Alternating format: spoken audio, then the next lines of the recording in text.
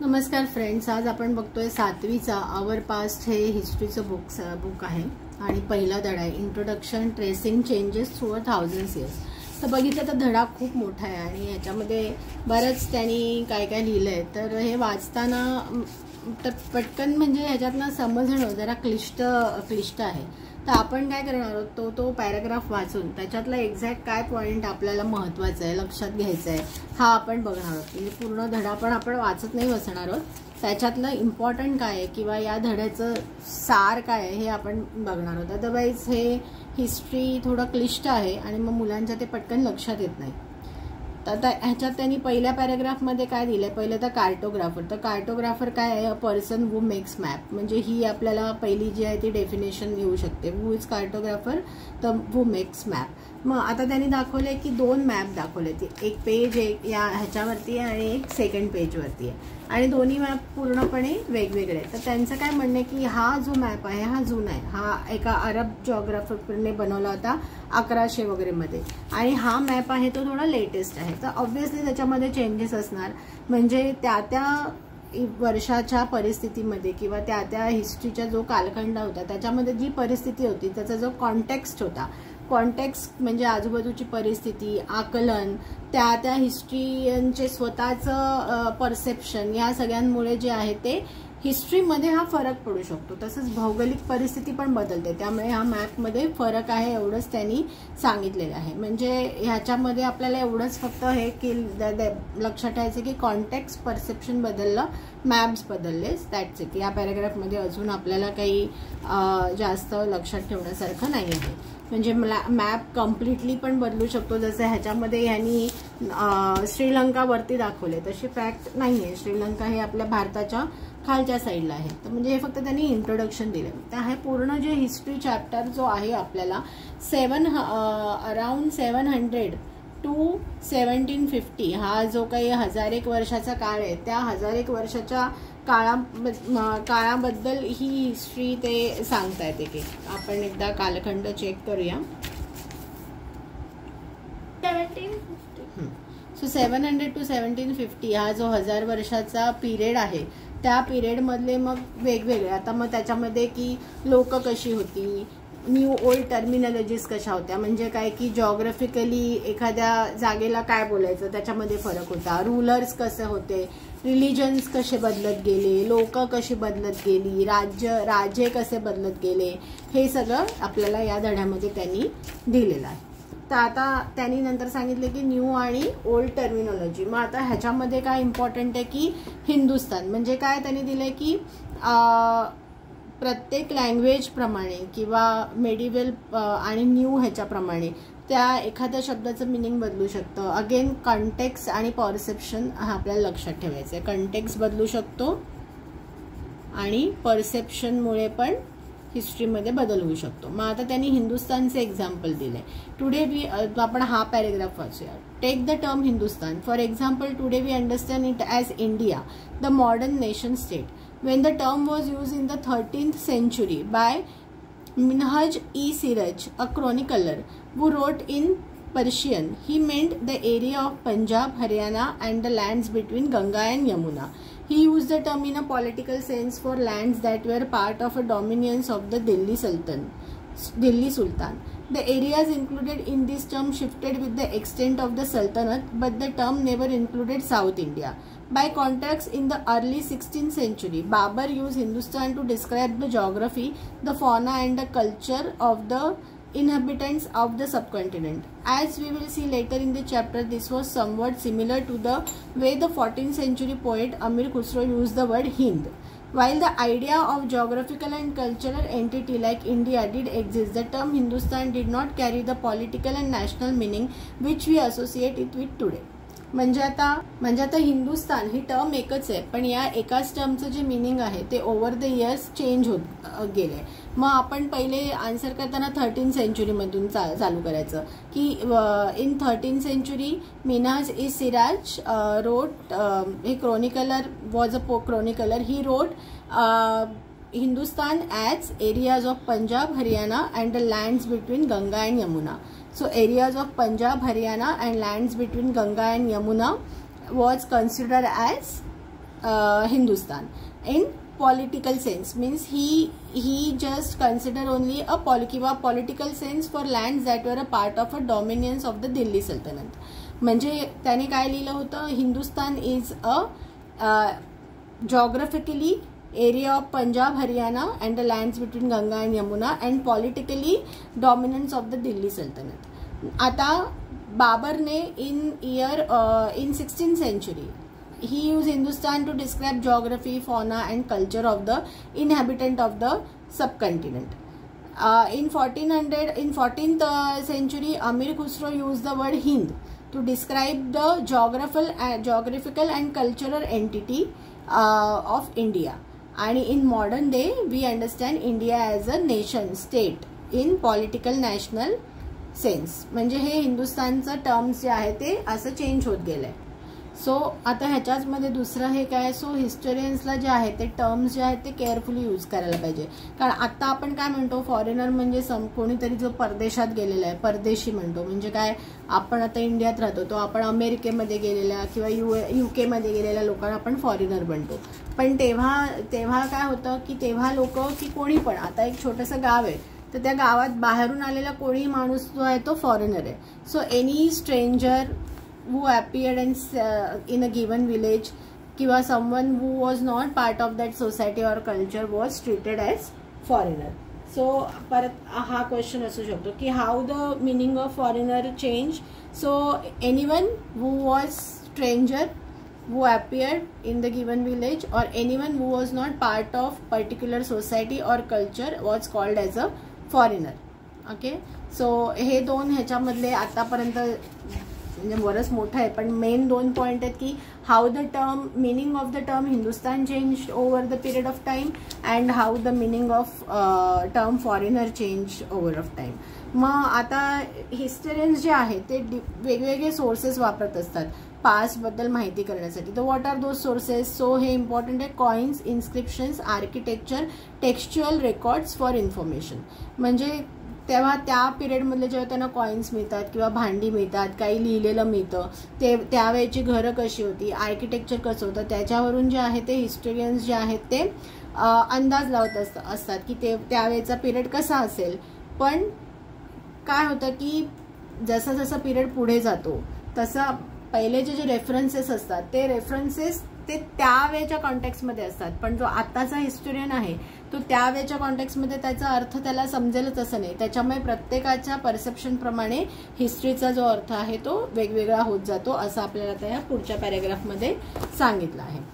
So आता मग काय काय, जसं हा जो कालखंड ज्याचा आपण अभ्यास करतोय 700 to 1715 जी सेंचुरी आहे, तर त्याच्यामध्ये रायटिंग खूप वाढलं.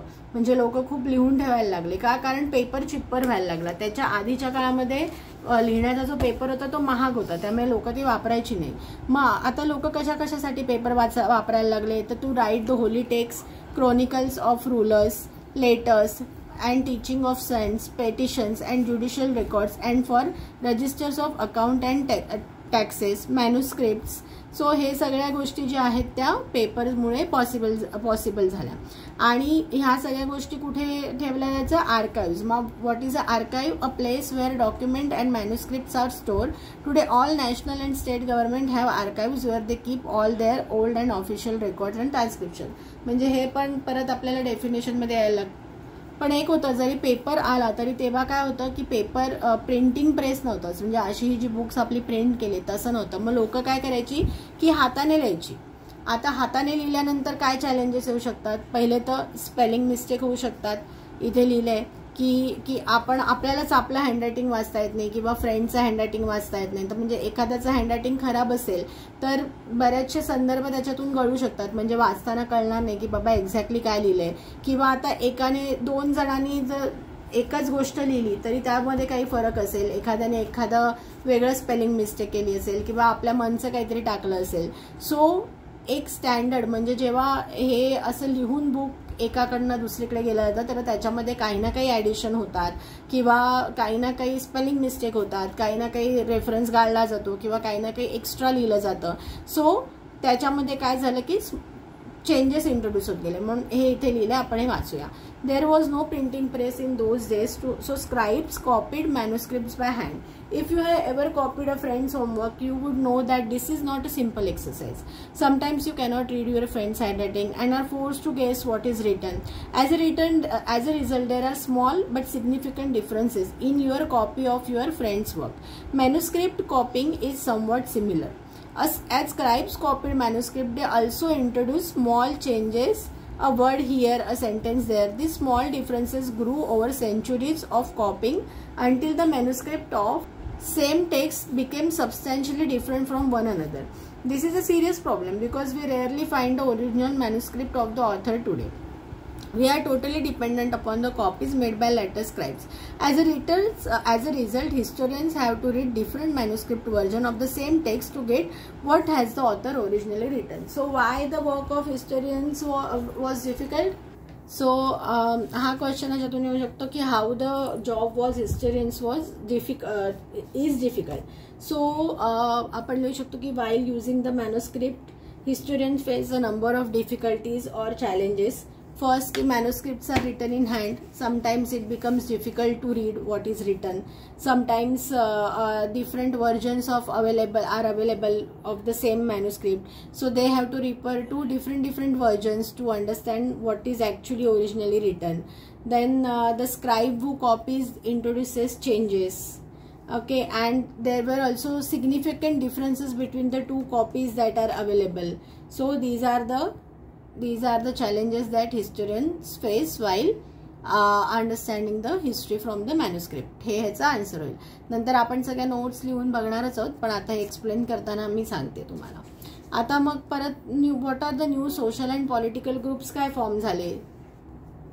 ओके, मग आता या पिरियडमध्ये काय झालं की सगळ्यात जास्त की टेक्नॉलॉजिकल म्हणजे लोकांची मोबिलिटी वाढली, लोक एका जागेवरून दुसऱ्या जागी जायला लागले. त्याच्यामुळे काय झालं की एकमेकांची जी संस्कृती होती किंवा टेक्नॉलॉजीज होत्या त्या एक्सचेंज व्हायला लागल्या. सो नवीन टेक्नॉलॉजी काय आली, पहिले तर wheel in irrigation, spinning wheel in viewing, firearms in combat. These are the new innovation which made the progress faster in this area. And new foods and beverages arrived. मग कुठले कुठले आहेत ते potatoes, corn, chilies, tea and coffee are the new beverages and food they were available. So remember that all these innovations, new technologies and crops came along with people who brought other ideas with them as well. As a result, this was a period of economic, political, social and cultural changes. Okay, so this was a period of great mobility. Groups of people travel a long distance. का mobility? Because त्यांना wheelचा शोध लागला. So bullock cart आले असतील किंवा camel cart आले असतील. So people could travel. And the subcontinent held immense wealth and the possibilities for people to carve fortune. One group of people who became important in this period were Rajputs. The Rajputs name is derived from Rajputra. Rajaputra म्हणजे son of ruler. So between 8th and 14th centuries, the term was applied more generally to group of warriors who claimed Kshatriya caste status. मग राजपूत म्हणजे काय होते, क्षत्रिय. क्षत्रिय म्हणजे काय की जे युद्ध करतात किंवा जे शौर्य गाजवतात आणि प्रोटेक्ट करतात त्या पर्टिक्युलर रिजनला, त्यांना योद्धे म्हणतात. सो त्यांना म्हणतात क्षत्रिय. The term included not just rulers and chieftains but also soldiers and commanders. So आपण म्हणू शकतो की क्षत्रिय किंवा राजपूत मध्ये कोण कोण येणार, तर राजपुत्र himself as well as it can include soldiers, commanders who served in armies, chieftains, rulers and different म्हणजे कोण आर्मीज जे डिफरंट मोनार्चकडे काम करतात. मग आता या राजपूतचं वैशिष्ट्य काय होतं, तर chivalric code of conduct, extreme valour and great sense of loyalty. म्हणजे डिसिप्लिन असणारा code of conduct, extreme valour म्हणजे खूप शौर्य and great sense of loyalty म्हणजे खूप निष्ठा, स्वामी निष्ठा. सो हे विचारू शकतील की काय क्वालिटीज आहेत राजपुतांच्या, जे पोएट्सनी भाटांनी वेगळ्या वेगळ्या ह्याच्यामध्ये लिहिलेले आहेत. तर chivalric code of conduct, extreme valour and great sense of loyalty. मग राजपुतांच्या व्यतिरिक्त मराठाज होते, सिख्स होते, जॅट्स होते, अहम्स होते अँड कायस्ता म्हणजे the scribes. So like kind of secretaries. So म्हणजे हे डिफरंट जे सोशली ग्रुप होते ते फॉर्म झाले. आता मग हॅबिटॅट काय आहे? Habitat refers to the environment of a region and the social and economical lifestyle of the residents, त्याला म्हणतात हॅबिटॅट. सो आता ह्याच्यामध्ये काय होतं की हा जो पिरियड होता, पहिलेचे लोक होते हंटर गॅदरर. मग throughout this period there was a gradual clearing of forests and the extension of agriculture, a change faster and more complete in some areas than in others. Changes in their habitat forced many forest dwellers to migrate. Others started styling the land and become peasants. मग peasants कोण आहेत की जे land आहे ज्यांच्याकडे आणि ते लोकांना भाड्यावर देतात किंवा वेगवेगळ्या प्रकारे पैसे कमवतात. These new peasant groups gradually began to be influenced by regional markets, chieftains, priests, monasteries and temples. They become a part of large complex societies and were required to pay taxes and offer goods and services to local lords. As a result, significant economic and social differences emerged amongst peasants. Some possessed more productive land, others also kept cattle, and some combined artisanal work with agricultural activity during the lean season. As a society became more differentiated, people were grouped into जातीज and or subcastes. म्हणजे काय होतं की peasant जे होते त्यांच्याकडे काय काय वस्तू आहेत, काही लोकांकडे जास्त जमीन आहे, काही लोकांकडे केटल आहे, त्याच्याप्रमाणे त्यांच्यामध्ये विषमता निर्माण झाली. काही जण श्रीमंत होते, काही जण गरीब होते, काही जणांचं रिलिजन वेगळं होतं, काही जणांचं कुठल्या प्रिस्टला फॉलो करतात ते वेगळं होतं. सो त्याच्याप्रमाणे लोकांमध्ये काय झालं की विषमता निर्माण व्हायला लागली आणि मग त्याच्या जाती किंवा सबकास्ट जे आहे ते त्यांच्या बॅकग्राऊंड आणि ऑक्युपेशन. सो बॅकग्राऊंड आणि ऑक्युपेशन प्रमाणे काय झालं, जातीज किंवा सबकास्ट फॉर्म झाल्या. Ranks were not fixed permanently and varied according to the power, influence and resources controlled by the members of the jati. मग कशाप्रमाणे हे व्हायला लागलं की किती पॉवर आहे त्या माणसाकडे, किती पैसा आहे, किती रिसोर्सेस आहेत, किती लोकांना तो इन्फ्लुएन्स करू शकतो. So influence, resource and power ह्याच्यामुळे काय झालं की जाती की कोण किती इन्फ्लुएन्शियल आहे डिसाईड झालं. The status of the same जाती could vary from area to area. So जातीज frame their own rules and regulation. मग आता जातीचे प्रत्येक जातीचे रूल वेगळे असतील. To manage the conduct of their member, these regulations were impose by an assembly of elders. मग ह्या जातींचं नियम झाले, रूल झाले की या जातीवाल्यांनी हे नाही करायचं, त्या जातीवाल्यांनी ते नाही करायचं. आणि मग ते कोण हे रूल कोण एन्फोर्स करणार, तर असेंब्ली ऑफ एल्डर्स. त्यांना काय म्हणायचं, जाती पंचायत. पण त्या जाती पंचायतला प्रत्येक विलेजच्या त्या जाती पंचायतचे पण रूल्स वेगळे असू शकतात. सो त्यांना लोकांना जाती पंचायतचे पण रूल फॉलो करायचे होते, त्याचप्रमाणे त्यांच्या विलेजेसचे पण रूल फॉलो करायचे होते. Several villages were govern by chieftain. Chieftain म्हणजे मुखिया. Together they were only one small unit of a state. मग आता ह्याच्यामध्ये आलं की कुठले कुठले राजे होते, कुठले कुठले एम्पायर्स होते या कालखंडामध्ये. तर होते चोलाज. आपण हे ऑलरेडी चोलाज आपण लास्ट इयरला पण बघितलं होतं. सो चोलाज होते. तुगलक्स और मुगल्स म्हणजे चोला आहे. त्याच्यानंतर ते हे ना यांच्याबद्दल संस्कृत प्रशस्ती होती. हे पण आपण लास्ट इयर बघितलं होतं की प्रशस्ती म्हणजे त्या राजाच्या बद्दल प्रशस्ती करणारे त्याच्या दरबारी कवी जे आहे ते लिहायचे. सो दिल्ली सुलतानची प्रशस्ती कुठली येते ह्याच्यामध्ये लिहिलेलं आहे. मग ह्याच्यामध्ये वेगवेगळे कुठले राजे होते आणि त्यांचा रूल कसा सगळीकडे पसरलेला होता ते लिहिलेलं आहे. सो गझनी म्हणून जो होता ते गझनीने बरेच जागा कॅप्चर केल्या होत्या. बाकीचे लोक त्याच्या समोर पळून गेले होते. असे सगळे क्लेम्स हिस्टोरियन्स करतात. आता काही ह्याला म्हणजे त्या क्लेम्सला एक्झॅग्रेटर पण आहे. सो पण म्हणजे प्रत्येक हे जे रूलर्स होते ते एकमेकांच्या लँडवरती कब्जा करण्यासाठी, ते एकमेकांमध्ये की मी किती पॉवरफुल आहे हे दाखवण्यासाठी मेनली त्यांचं प्रयत्न असायचे. मग आता इथे पोएट होता अमीर खुसरो. त्याने सांगितले की प्रत्येक रिजनच्या लँग्वेजेस कशा वेगवेगळ्या होत्या. सो सिंधी, लाहोरी, काश्मीरी, द्वारसमुद्री साऊदर्न कर्नाटकामध्ये, तेलंगाणी आंध्र प्रदेशमध्ये, Gujari Gujarat, Mabari in Tamil Nadu, Gauri in Bengal, Awadhi in Uttar Pradesh, Hindavi in the area around Delhi, अशा वेगवेगळ्या लँग्वेजेस ज्या आहेत ते इथे बोलल्या जायच्या. आणि Sanskrit was the oldest language आणि जी कॉमन लोकांना माहिती नव्हती. संस्कृत जे आहे ते जनरली ब्राह्मण प्रीस्ट असायचे इन जनरल, पण किंवा ब्राह्मण हे हायर कास्ट. मग ह्याच्यामध्ये आता पुढे अजून दिले की अजून वेगवेगळे डायनेस्टीज बनत गेले. चोलास, खलजीस, तुगलक, मुघल्स आणि त्यांचं जे एम्पायर होतं that was pan regional, spanning the diverse region. म्हणजे काय होतं की प्रत्येक सो हे एकत्र रिजन्स वाढत पण गेले, पण त्याच्यामध्ये डिस्टिंक्ट पण होतं, पण त्यांचं इंटिग्रेशन पण होतं. म्हणजे की हे जे पॅन रिजनल फोर्सेस होते म्हणजे वेगवेगळ्या रुलर्सच्या अंडर जरी असलं तरी काय होतं त्यांच्यामध्ये सिमिलॅरिटीज पण होती आणि तरी पण त्यांनी आपला स्वतःचा एक डिस्टिंक्टिव्हनेस जो होता तो सोडला नव्हता, असं ह्याच्यामध्ये दिलेलं आहे. आता रिलिजन्स, नवीन नवीन रिलिजन्स बनले या 1000 इयर्समध्ये. So collective belief in supernatural agency was वाढला. त्याच्यामुळे काय लोक एकमेकांशी जास्त कनेक्ट व्हायला वाढले. तो हिंदुइझममध्ये पण इम्पॉर्टंट चेंजेस झाले. वर्शिप ऑफ न्यू डिटीज करायला लागले. Construction of temples by royalty and the growing importance of Brahmans, the priest as dominant groups in the society. Their knowledge of Sanskrit texts earned the Brahmins a lot of respect in society. Their dominant positions was consolidated by the support of their patrons. Patrons means new rulers searching for prestige. Who is patron हे विचारले जातील. So an influential wealthy individual who supports another person, म्हणजे कोण कोण another person, artist, a craftsperson, a learned man or a noble, म्हणजे जो स्वतः श्रीमंत आहे किंवा रूलर आहे आणि तो दुसऱ्यांना सपोर्ट करतो त्यांना म्हणतात patrons. So one of the major development of this period was emergence of the idea of a bhakti. Means loving personal deity that devotees could reach without the aid of the priest or elaborate ritual.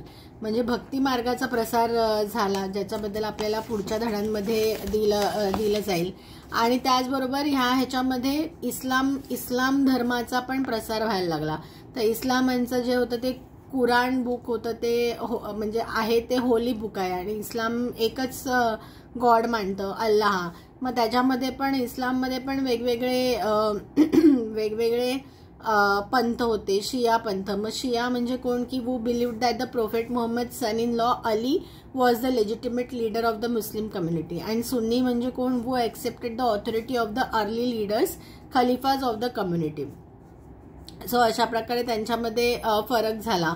मग आता हा जो period आहे म्हणजे history जी आहे ती it is flowing, बरोबर. So historian कसं करतात की ते ग्रुप करतात टाईमला आणि मग त्या पर्टिक्युलर टाईमची हिस्ट्री की ज्याचे कॅरेक्टरिस्टिक सेम आहे जसं आता त्याच्याप्रमाणे ते ग्रुप करतात. जसं हंटर गॅदरर म्हणजे एक पूर्ण कालखंड होता हजारो वर्षांचा जेव्हा लोक हंटर गॅदरर्स होते. त्याच्यानंतर एक काही हजार वर्षांचा कालखंड आला की लोक फार्मर होते. मग त्याच्यानंतर लोक जे आहेत ते ॲडव्हान्स व्हायला लागले. मग रिलिजन्स आलं, रूलर्स आले. तर त्यांचा हा जो कालखंड आहे त्याला म्हणतात मेडिव्हल पिरियड. हा मेडिव्हल पिरियड जो आपण आता बघतो या पुस्तकात 700 to 1750 CE मध्ये, त्याच्यामध्ये की 3 पिरियडमध्ये ब्रिटिशांनी डिवाइड केलं होतं, हिंदू मुस्लिम British.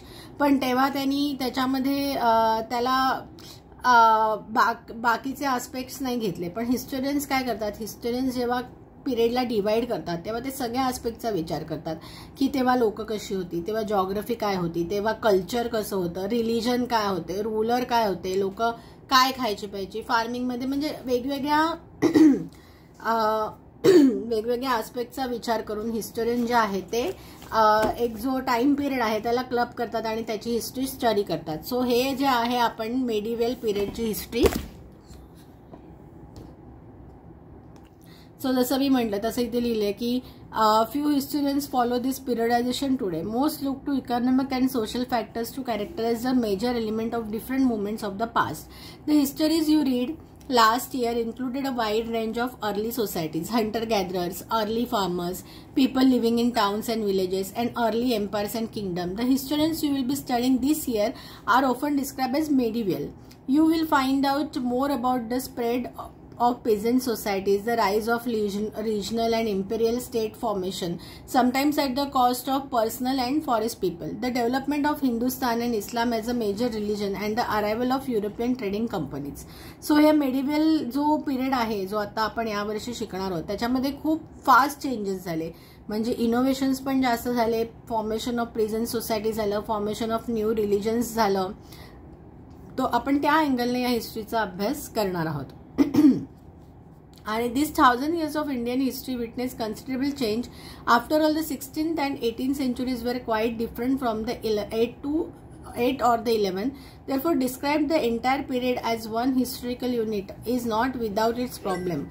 Moreover, the medieval period is often contrasted with the modern period. Modernity carries with it a sense of material progress and intellectual advancement.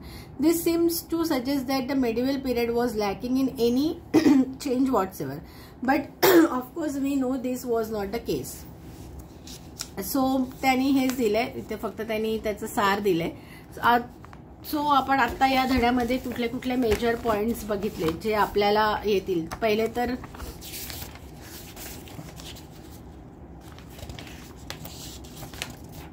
तर या डेफिनेशन. कार्टोग्राफर कोण आहे तर person who makes map is a cartographer. त्याच्यानंतर what are the archives, the place where documents and manuscripts are stored are called as archived. Then what is the habitat? So refers to the environment of a region and the social and economic lifestyle of its resident is habitat.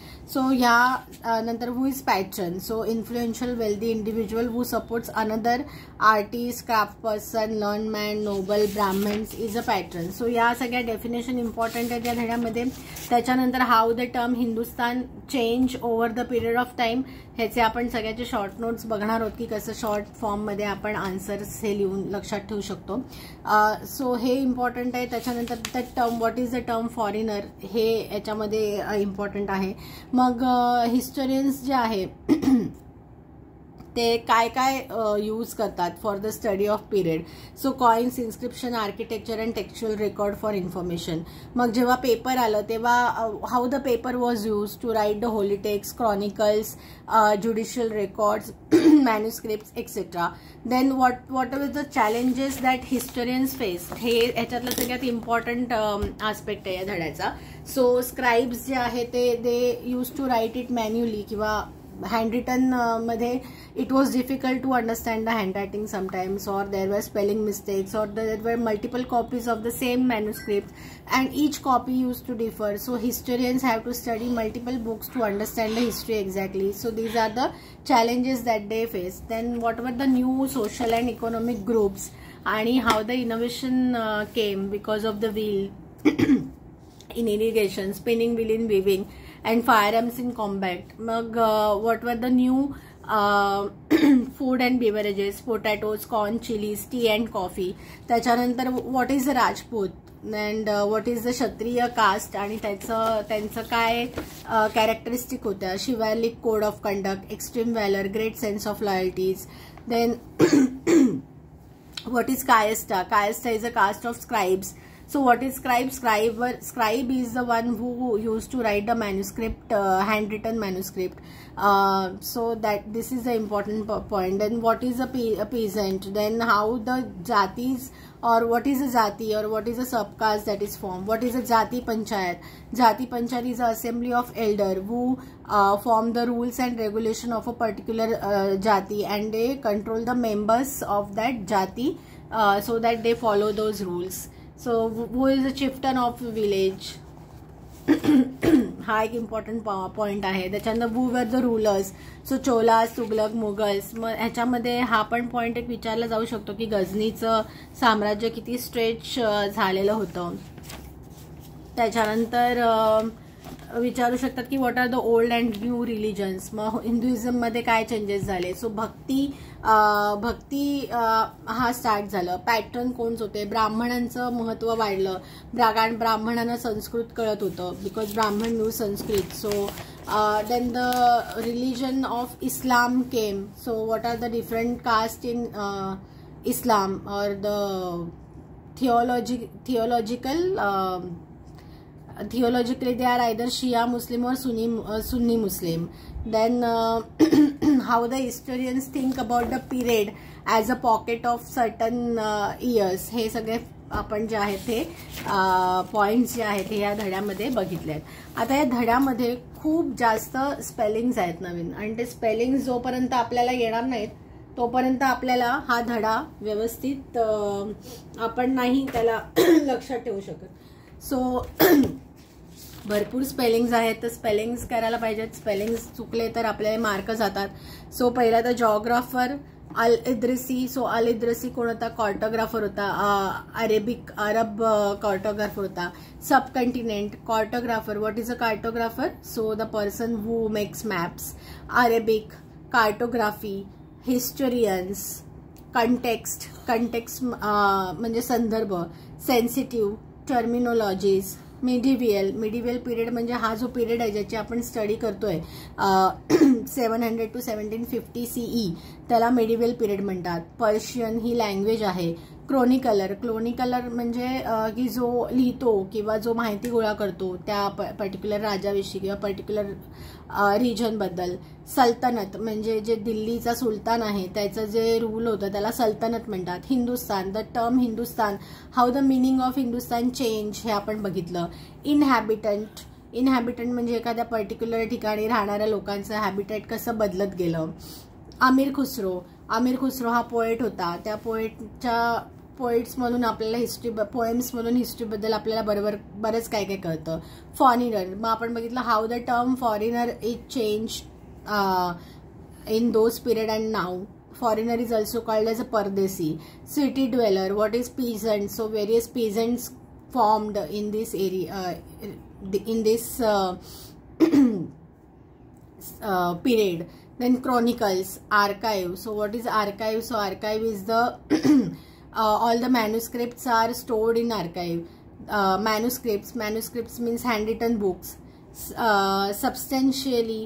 Fire arms. So fire arms कॉम्बॅटिंगसाठी fire आर्म्सचं innovation झालं होतं. Innovations. Political. Economic. Mobility. Rajputs means जे राजपुत्र होते त्यांचं एक kind of group form झाला किंवा कास्ट फॉर्म झाली ज्याला राजपूत म्हणतात. ते राजपुत्र. ते क्षत्रिय होते. देवर क्षत्रिय. कास्ट. जाती. Chieftain means every village use to had the chieftain. Commander means आर्मीचे commander. Monarch means ruler. Chivalric conduct. Valour.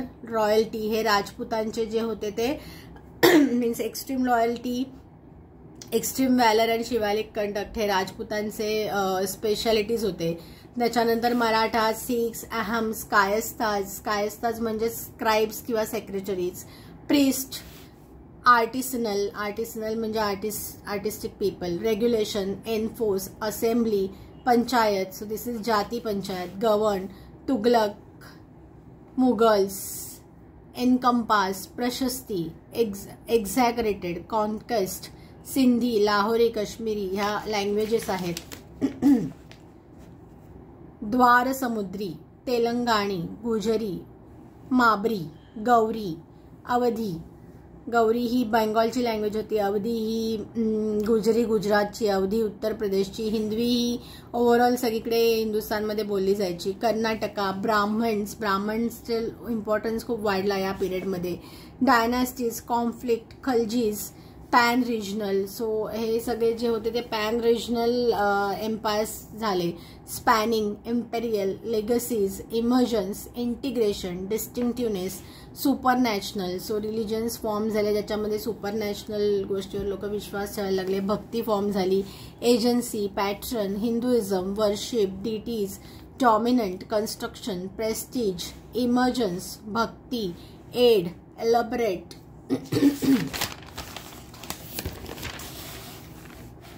Migrants. Merchants. Quran. So holy book of Muslims. Sovereignty. Allah means मुसलमानांचा god. Mercy. Bounty. Ulama. Theologians. ज्युरिस्ट. इस्लाममध्ये मग शियावाले they were following prophet Muhammad. And Ali. Legitimate. Community. Sunni followed the authority of Khalifas. So Muslim authority Khalifas. Mystic. Persistence. Transformation. Periodization. Hunter gatherers. Medieval. Pastoral. Modernity, intellectual, European and trading. So मी नेहमी सांगते की जेव्हा आपण त्या धड्याचे spelling part करतो तेव्हा spelling बरोबरच आपण एक एक ॲक्च्युली आपल्याला तो पॉइंट लक्षात ठेवण्याचं स्पेलिंग्स पार्ट करणं is kind of spelling is kind of short note. तुम्ही जेव्हा त्याच्या एखाद्या चॅप्टरचे स्पेलिंग पार्ट करता तेव्हा तुम्हाला तो पॉइंट लगेच पटकन लक्षात येतो. सो तुम्हाला आमचा व्हिडिओ आवडला असेल. हा हिस्ट्रीचा क्लिष्ट असं चॅप्टर सोप्या शब्दात समजून सांगण्याचा आम्ही प्रयत्न केला आहे. सो तुम्हाला आमचे व्हिडिओ आवडले असेल तर प्लीज लाईक, सबस्क्राईब आणि शेअर करा. आणि आपल्या नेक्स्ट व्हिडिओमध्ये आपण या धड्याचे क्वेश्चन आन्सर आणि शॉर्ट नोट्स म्हणजे कसं सोप्या पद्धतीने आपण उत्तरं लक्षात ठेवू शकतो आणि लिहू शकतो हे आपण पुढच्या व्हिडिओमध्ये बघूया. थँक्यू. अँड आमच्या चॅनलला लाईक करा, सबस्क्राईब करा, शेअर करा.